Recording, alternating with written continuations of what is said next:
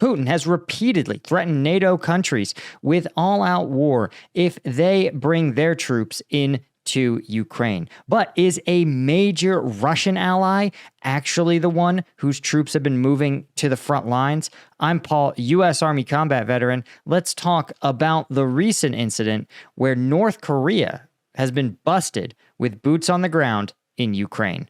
Okay, this is a crazy story, right? Because a missile strike near Donetsk reportedly eliminated not just a contingent of Russian officers, but 6 North Korean officers as well. This is a huge deal because this was a strike yesterday in Russian-occupied territory near Donetsk in the eastern part of the country that killed about 20 Russian soldiers. But the real story is there were 6 officers killed from North Korea. Reportedly, they came to confer with their Russian counterparts. But it also reports that 3 other North Korean servicemen were wounded. Now, reportedly, according to Russian social media, the Russians were demonstrating to North Korean officers the training of personnel for assault actions and defense. Now, this all tracks with the growing relationship between North Korea and Russia.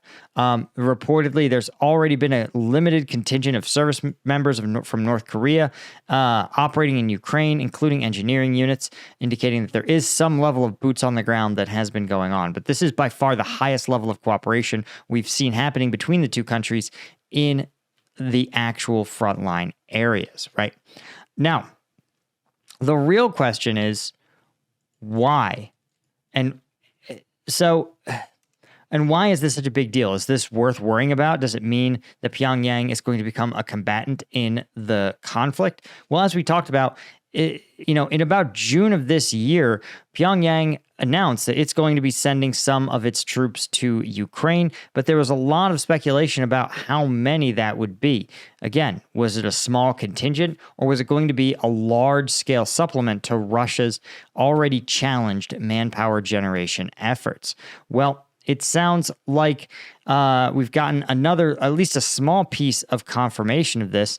While the North Koreans acknowledged they were going to be sending some troops, it sounds like they primarily focused on engineering units, probably as part of maybe this large artillery ammunition exchange, possibly North Korea's version of its ordnance corps, providing some personnel to facilitate these exchanges. Now, if you're curious about some of the actual combat that's going on, I can't show you that here on YouTube, but you can support the channel and get access to dozens of uncensored combat videos on combatvetnews.com. The link is in the description. Functions just like Patreon with members-only videos, dropping twice a week, totally uncensored stuff YouTube absolutely has forbidden me from showing you, plus weekly Q&As and shout-outs for additional tiers. So please go over there, support the channel. You guys know that I don't get a lot of sponsors here, obviously, because I'm covering war content.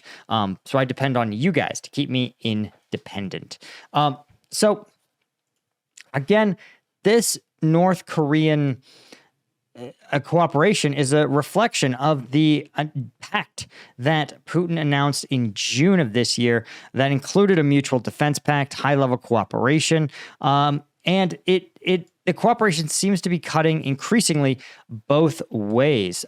So North Korea recently launched a ballistic missile with a very, very large payload, a suspiciously large payload. Here we go. About 2 weeks ago, North Korea says it tested a new ballistic missile with a super large warhead.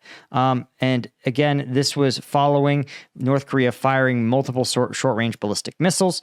And what's suspicious about this is that North Korea has had a number of kind of big leaps forward in their missile technology and capacity. And so this occurring so shortly, again, just 4 or 5 months after signing this agreement with Russia, indicates that North Korea and Russia are engaging in a pretty high level of exchange, right? There's also, as we've pointed out, that North Korea is providing up to 50% of the shells that Russia is using in Ukraine, right? North Korea has a very large contingent of artillery, Soviet-era artillery, that's actually pre-positioned throughout the country. Remember, North Korea, while they are an impoverished nation, a big reason they're so impoverished is because the military takes up something like 50% of their GDP. Actually, all North Korean men serve for like a decade in the military. And so this sort of ultra militarization means they have a ton of these low sophistication supplies, but what they lack is more high-tech stuff. And so it seems like we're learning more and more about the cooperation between these two countries, and frankly, that it seems to be growing, right? North Korea is growing their missile program, becoming more technical. We're now confirming that not just low-level rear area engineering units are operating here, but North Korean officers are now at the front line, and they're observing this training that Russia's doing. Now, here's the thing to ask yourself. One, a lot of Russian troops are supposed to be trained in Russia. Wouldn't it be safer to send North Korean officers to observe training in Russia? Why were they in Donetsk, right, within range of ATACMS missiles? Which, to me, indicates that there's something a bit more connected going on, right? Because again, North Korea knows that it doesn't want its officers to die pointlessly, and Russia doesn't want to see its officers die pointlessly. And so, yeah, the Russians have said, they were observing training, but again, there's something suspicious here, and so it's possible. On one hand, it's possible that North Korea says, hey, listen, we just want to make sure we're training our troops to modern combat standards, and we want to observe modern combat standards as best as possible.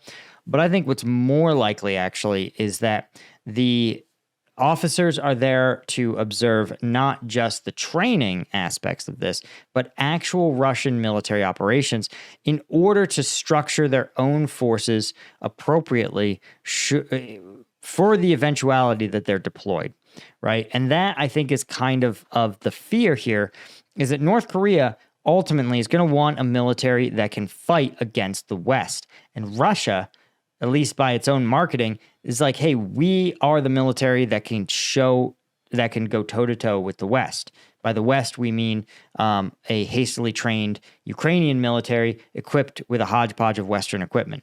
But it's fine. They're the best available. Nobody else has blown up a single Abrams in 20 years. So good on them, I say. And so North Korea likely wants to get their soldiers to the front lines in some number in order to accrue combat experience. Probably, I imagine, particularly their officers. So their officers are likely there. They're seeing how these Russian troops are trained. They're likely seeing actual Russian combat operations, particularly in the realms of things like logistics, planning, coordination. They're probably observing things like what a tactical operations center or a drone operation looks like. And then they're going to take those lessons back to a North Korean army contingent that may be slated for deployment to Ukraine. I think that would be the worst case scenario. The second worst would be simply part of a North Korean modernization effort to say, hey, here's how the Russian army is fighting the West. Here's how that's going to be the model for how we structure our own military. Anyway, guys, I'm going to keep you posted on this story as it develops, but a huge thank you to our Colonel tier members like Martin Baum, Chris Rossi, Stuart Abel, Daniel Brown, Sergei Zinchenko, Chris Holmes, Chris Gorsuch, Daniel M., and Ida Skycall, as well as all the Lieutenant tier members. Join us over on combatvetnews.com, where the new combat videos are dropping every Thursday and Tuesday.